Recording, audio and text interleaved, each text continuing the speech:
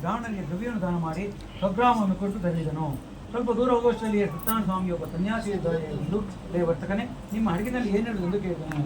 ಜನಮದಾಂತರಾದ ವರ್ತಕರು ಈಯಾಡಿದಿಂದಲೂ ಹಾಸ್ಯದಿಂದಲೂ ಸನ್ಯಾಸಿ, ಇನ್ನು ಏತಕ್ಕೆ ಕೇಳುತ್ತಿರುವೆ? ಹಣವಿರುವುದೆಂದು ಭ್ರಾಂತಿಯಿಂದ ಅಪಾಯಿಸಲು ಕೇಳುತ್ತಿರುವೆಯಾ? ನಮ್ಮ ಹಡಗಿನಲ್ಲಿ ಎಲೆಯ ಬಳ್ಳಿಗಳಿರುವುದು ಮತ್ತೇನೂ ಇಲ್ಲ ಎಂದು ಅಸತ್ಯ ವಾಕ್ಯವನ್ನು ನುಡಿಯಲು ಸ್ವಾಮಿಯು ನಿಮ್ಮ ಮಾತು ಯಥಾರ್ಥವಾಗಲಿ ಎಂದು ಹೇಳಿ ಹೊರಟೋದನು. ವರ್ತಕರು ಸ್ವಲ್ಪ ದೂರ ಪ್ರಯಾಣ ಮಾಡಿ ಸಮುದ್ರ ದಡವನ್ನು ಸೇರಿ ನಿತ್ಯ ಕರ್ಮಗಳನ್ನು ಮಾಡಿಕೊಂಡು ಪುನಃ ಹಡಗನ್ನು ಹತ್ತಿ ಅದರಲ್ಲಿರುವ ಎಲೆಯ ಬಳ್ಳಿಗಳನ್ನು ಕಂಡು ಮಾವನು ಅತಿ ಆಶ್ಚರ್ಯಪಟ್ಟು ದುಃಖದಿಂದ ಹಾಗೆಯೇ ಅಲ್ಲಿಯೇ ಮುಚ್ಚಿ ಹೋದನು. ಪುನಃ ಎಚ್ಚೆತ್ತನಾಗಿ ದ್ರವ್ಯವಾದ ದುಃಖದಿಂದ ಪ್ಲಾಪಿಸಿರುವ ಮಾವನನ್ನು ಕಂಡು ಅಳಿಯನು ಹೀಗೆ ಕೇಳಿದನು, ಮಾವನೇ, ಏಕೆ ವ್ಯಸನ ಪಡುತ್ತಿರುವೆ? ಸನ್ಯಾಸಿಯಿಂದ ಶಾಪಕ್ಕೊಳಲ್ಪಟ್ಟಿತು, ಆದ್ದರಿಂದಲೇ ನಮ್ಮ ಪದಾರ್ಥಗಳು ಈ ರೀತಿ ಆಯಿತು. ಆತನಿಗೆ ನಾವು ಶರಣಾಗತರಾದಲ್ಲಿ ನಮ್ಮ ಉದ್ದೇಶವು ನೆರವೇರುವುದು ಎಂದು ಹೇಳಿದ ಅಳಿಯನ ಮಾತನ್ನು ಕೇಳಿ ಪುನಃ ಆತನ ಸಮೀಪಕ್ಕೆ ಹೋಗಿ ಭಕ್ತಿಯಿಂದ ನಮಸ್ಕಾರ ಮಾಡಿ ದೀನರಾಗಿ ಕೇಳಿದನು, ಯತಿಶ್ರೇಷ್ಠನೇ, ಪೂರ್ವದಲ್ಲಿ ನಿನ್ನೊಡನೆ ಯಾವ ಅಸತ್ಯವು ನನ್ನಿಂದ ಹೇಳಲ್ಪಟ್ಟಿತೋ ಅಂತ ಅಪರಾಧವನ್ನು ಕ್ಷಮಿಸು ಎಂಬುದಾಗಿ ಹೇಳಿ ನಮಸ್ಕರಿಸಿ ಚಿಂತಾಕ್ರಾಂತನಾದನು. ಆಗ ಯತಿಯು ದುಃಖಿಸುತ್ತಿರುವ ವರ್ತಕನನ್ನು ನೋಡಿ ಪ್ರಸನ್ನನಾಗಿರೇ, ದುರ್ಬುದ್ಧಿಯೇ, ಈ ನನ್ನ ಮಾತನ್ನು ಕೇಳು, ದುಃಖಿಸಬೇಡ. ನನ್ನನ್ನು ಪೂಜಿಸಿ ಮತನಾಗಿದ್ದೀಯೇ, ನನ್ನ ಆಜ್ಞೆಯಿಂದ ಬಾರಿ ಬಾರಿಗೂ ದುಃಖವನ್ನು ಹೊಂದುತ್ತಿರುವೆ ಎಂದು ನುಡಿದ ಭಗವದ್ ವಾಕ್ಯವನ್ನು ಕೇಳಿ ವರ್ತಕನು ಸ್ತೋತ್ರ ಮಾಡಲು ಪ್ರಾರಂಭಿಸಿದನು. ಅದೇ ಸ್ವಾಮಿ, ಬ್ರಹ್ಮಾದಿ ಸಮಸ್ತ ದೇವತೆಗಳೂ ಕೂಡ ನಿನ್ನ ಆಶ್ಚರ್ಯಕರವಾದ ಗುಣಗಳನ್ನು ತಿಳಿಯದೆ ಮಾಯೆಯಿಂದ ಮೋಹಿತರಾಗಿರುವಲ್ಲಿ ಮೂಢರಾದ ಮಾನವರು ನಾವು ನಿನ್ನ ತೊಡಗುಂಟಿಯಲ್ಲಿ ಹೇಗೆ ಸಾಧ್ಯ? ವಿದ್ಯುಕ್ತವಾಗಿ ನಿನ್ನ ಪೂಜೆಯನ್ನು ವಿಶೇಷವಾಗಿ ಮಾಡುವೆವು. ನಮ್ಮಲ್ಲಿ ಕರುಣಿಸು, ಪೂರ್ವದಲ್ಲಿ ನಮ್ಮಿಂದ ಮಾಡಲ್ಪಟ್ಟ ಅಪರಾಧವನ್ನು ಕ್ಷಮಿಸು, ನಮ್ಮನ್ನು ರಕ್ಷಿಸು ಎಂಬುದಾಗಿ ಭಕ್ತಿಯುತರಾಗಿ ಪ್ರಾರ್ಥಿಸಿದ ವರ್ತಕರನ್ನು ಕಂಡು ಸಂತುಷ್ಟನಾದ ಸ್ವಾಮಿಯು ಹಾಗೆ ಅನೇಕ ವರಗಳನ್ನು ಪೂರ್ವ ಧನವನ್ನು ಅನುಗ್ರಹಿಸಿ ಅಂತರ್ಗತನಾದನು. ಆನಂತರ ವರ್ತಕರು ಹಡಗನ್ನು ಹತ್ತಿ ದ್ರವ್ಯ ತುಂಬಿರುವುದನ್ನು ಕಂಡು ಸತ್ಯನಾರಾಯಣ ಸ್ವಾಮಿಯ ದಯೆಯಿಂದ ನಮ್ಮ ಪದಾರ್ಥ ಇಷ್ಟಾರ್ಥವೆಲ್ಲವೂ ನೆರವೇರಿತೆಂದು ಶ್ರದ್ಧೆಯಿಂದ ಒಡಗೂಡಿ ಯಥಾವಿಧಿಯಾಗಿ ಸ್ವಾಮಿಯನ್ನು ಪೂಜಿಸಿ ಆತನ ಅನುಗ್ರಹದಿಂದ ಸಂತೋಷಿತರಾಗಿ ಸಕಲ ಸಂಭ್ರಾತರೊಡನೆ ತಮ್ಮ ದೇಶದ ಸಮೀಪಕ್ಕೆ ಬಂದು ಹಳೆಯನ್ನು ಕೊಟ್ಟು ದತ್ತಪುರವೆಂಬ ನಮ್ಮ ದೇಶವು ಸಿಕ್ಕಿತು ಎಂದು ಹೇಳಿ ತಮ್ಮ ಆಗಮನದ ಸಮಾಚಾರವನ್ನು ತಿಳಿಸಲು ಒಬ್ಬ ಸೇವಕರನ್ನು ಮನೆಗೆ ಕರೆಸಿದರು.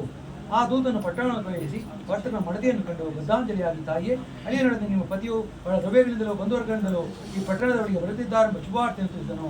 ಆ ಪ್ರಕಾರವಾಗಿ ಹೇಳಿದ ದೂತನ ಮಾತನ್ನು ಕೇಳಿದ ಪ್ರತಿವ್ರತಿಯಾದ ವರ್ತಕನ ಸತಿಯು ಸಂತೋಷಗೊಂಡು ಸತ್ಯನಾರಾಯಣ ಸ್ವಾಮಿಯನ್ನು ಪೂಜಿಸಿ ಮಗಳನ್ನು ಕೊಟ್ಟು ಹೀಗೆ ಹೇಳಿದರು, ಮಗಳೇ, ಪತಿಗಳ ದರ್ಶನಾರ್ಥವಾಗಿ ಶೀಘ್ರವಾಗಿ ಹೊರಡೋಣ, ಸಿದ್ಧಳಾಗ ಎಂದು ಹೇಳಲು ತಾಯಿಯ ಮಾತನ್ನು ಕೇಳಿ ಚಲಾದಿ ಮಾಡುತ್ತಿದ್ದ ವ್ರತವನ್ನು ಮುಗಿಸಿ ಪ್ರಸಾದವನ್ನು ಭಕ್ಷಿಸಿ ಪತಿಯ ದರ್ಶನಾರ್ಥವಾಗಿ ತಾಯಿಯೊಡನೆ ತಿರುಗಿದಳು. ಇದರಿಂದ ಕೋಪಗೊಂಡ ಸತ್ಯನಾರಾಯಣ ಸ್ವಾಮಿಯು ಘನಯುಕ್ತವಾದ ಹಡಗಿನಲ್ಲಿ ಅವಳ ಪತಿಯನ್ನು ಮುಳುಗಿಸಿ ಜಲದಲ್ಲಿ ಮುಳುಗಿಸಿ ತಮ್ಮರಿದ್ದನು. ಬಳಿಕ ಕಲಾವತಿಯು ಅಮೃತನಾದ ಪತಿಯನ್ನು ಕಂಡು ದುಃಖದಲ್ಲಿ ಅಳುತ್ತಾ ಭೂಮಿಯಲ್ಲಿ ಬಿದ್ದಳು. ವರ್ತಕನು ಚಿಂತಾಗೊಳ್ಳಲಾದ ಮಗಳನ್ನು ಕಂಡು ಭಯಗೊಂಡು ಮನದಲ್ಲಿ ಏನಿರುತ್ತದೆ ಯೋಚಿಸಿದನು. ಭಯಭ್ರಾಂತರಾದ ಸರ್ವಬಂಧುಗಳು ದುಃಖಿಸುತ್ತಿರುವಾಗ ತಾಯಿಯಾದ ಲೀಲಾವತಿಯು ಮಗಳ ಅವಸ್ಥೆಯನ್ನು ಕೊಂಡು ಅಳುತ್ತಾ ಪತಿಯನ್ನು ಕುರಿತು ಹೀಗೆ ಹೇಳಿದರು, ಇದುವರೆಗೂ ಹಡಗಿನಲ್ಲಿ ಇದ್ದ ಅಳಿಯನು ತಕ್ಷಣ ಹೇಗೆ ಮಾಯವಾದನು? ಇದೆಲ್ಲ ಅನಾಹುತವು ಸತ್ಯನಾರಾಯಣ ಸ್ವಾಮಿಯ ದಯೆಯಿಂದ ಮಹಿಮೆಯಿಂದ ಉಂಟಾಗಿದೆ. ಆತನ ಮಹತ್ವ ತಿಳಿಯಲು ಯಾರಿಗೆ ತಾನೇ ಶಕ್ತಿ ಇರುವುದಾಗಿ ಹೇಳಿ ಮಗಳನ್ನು ಅಪ್ಪಿಕೊಂಡು ಹತ್ತು ಬಿಟ್ಟಳು. ಪತಿಯನ್ನು ಕಳೆದುಕೊಂಡು ದುಃಖಿತರಾದ ಕಲಾವತಿ ಎಂಬ ಕನ್ಯೆಯು ತನ್ನ ಪತಿ ನಷ್ಟವಾದ್ದರಿಂದ ಅತ್ಯಂತ ದುಃಖಿತಳಾಗಿ ತನ್ನ ಪತಿಯ ಪಾತಿಕೆಗಳನ್ನು ತೆಗೆದುಕೊಂಡು ಅದರ ಕೂಡ ಸಂವಹನ ಮಾಡಬೇಕೆಂದು ಮನೋನಿಶ್ಚಯ ಮಾಡಿಕೊಂಡಳು. ಈ ಪ್ರಕಾರ ಮಗಳ ಕಷ್ಟವನ್ನು ನೋಡಿದವನಾದಲ್ಲಿ ಆ ಧರ್ಮಜ್ಞಾನದ ವೈಶ್ಯನು ಆತನ ಪತ್ನಿಯೂ ಸಹ ಅತಿ ಶೋಕದಿಂದ ಸಂತಪ್ತರಾಗಿ ಆಲೋಚನೆ ಮಾಡುವಂತಾದರು. ಈ ಹಡಗು ಅದೃಶ್ಯವಾಗಿರುವುದು ಸತ್ಯನಾರಾಯಣನೇ ಮಾಡಿದ್ದಾನೆ ಅಥವಾ ನಾನು ಸತ್ಯನಾರಾಯಣ ದೇವರ ಮಾಯಾಪಾಠದಿಂದ ಭ್ರಾಂತನಾಗಿ ಇರುವೆನೋ ಏನೋ, ಯಾವುದು ತಿಳಿಯಲಿಲ್ಲ ಎಂದು ಹೇಳಿ ಸಮಸ್ತರಿಗೂ ಜನರಿಗೂ ತಿಳಿದಾಗಿ ಅವುಗಳ ಸಮಕ್ಷಮದಲ್ಲಿ ತನ್ನ ಮನೋರಥವನ್ನು ಪ್ರಕಟಣೆ ಮಾಡಿ ಹೇಳ್ತಾನೆ. ನಾನು ಆಪದ್ಬಾಂಧವನಾದ ಸತ್ಯನಾರಾಯಣ ಸ್ವಾಮಿ ದೇವರ ಪೂಜೆಯನ್ನು ಮಾಡುತ್ತೇನೆ. ಹೀಗೆ ಪ್ರಾರ್ಥನಾವಚನವನ್ನು ಹೇಳಿ ಈ ಸತ್ಯನಾರಾಯಣ ಸ್ವಾಮಿಗೆ ಪುನಃ ಭೂಮಿಯ ಮೇಲೆ ದೀರ್ಘವಾಗಿ ನಮಸ್ಕಾರವನ್ನು ಮಾಡಿದನು. ಆಗ ದೀನಪಾಲಕನಾದ ಸತ್ಯನಾರಾಯಣ ಸ್ವಾಮಿಯು ಸಂತೋಷನಾದನು. ತದನಂತರ ಭಕ್ತವತನಾದ ನಾರಾಯಣ ಕೃಪೆಯಿಂದ ಒಂದು ಆಕಾಶವಾಣಿ ನುಡಿಯಿತು, ಎಲೆ ವೈಶ್ಯನೇ, ನಿನ್ನ ಮಗಳು ಪ್ರಸಾದ ಪ್ರೀತ್ಯಾಗ ಮಾಡಿ ತನ್ನ ಪತಿಯನ್ನು ನೋಡೋದಕ್ಕೆ ಬರುವಂತಾದರು. ಆದ್ದರಿಂದ ನಿಮ್ಮ ಮಗಳ ಪತಿ ನಿಶ್ಚಯವಾಗಿ ಅದೃಶ್ಯವಾಗಿದ್ದಾನೆ. ಇದಕ್ಕೋಸ್ಕರ ಮನೆಗೆ ಹೋಗಿ ಸ್ವಲ್ಪವಾದರೂ ಪ್ರಸಾದ ಭಕ್ಷಣೆ ಮಾಡಿ ಪುನಃ ಬಂದವಳಾದರೆ ಪತಿಯನ್ನು ಹೊಂದುವಳು.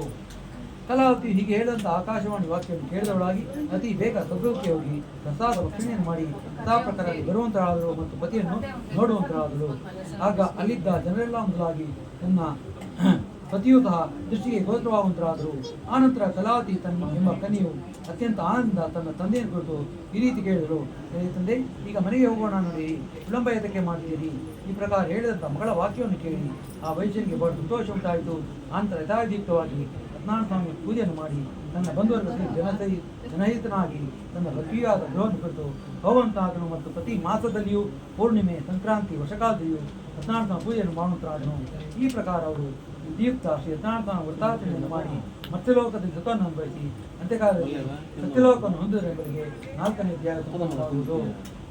4వ అధ్యాయంలో ఆ మామాలుడు ఆ ఊరి నుంచి వస్తా ఉంటాయి, ఒక నది వస్తుంది, దాన్ని దాటాలా అంతా బోట్లో పెట్టుకొని తమ్ములంతా వస్తా ఉంటారు.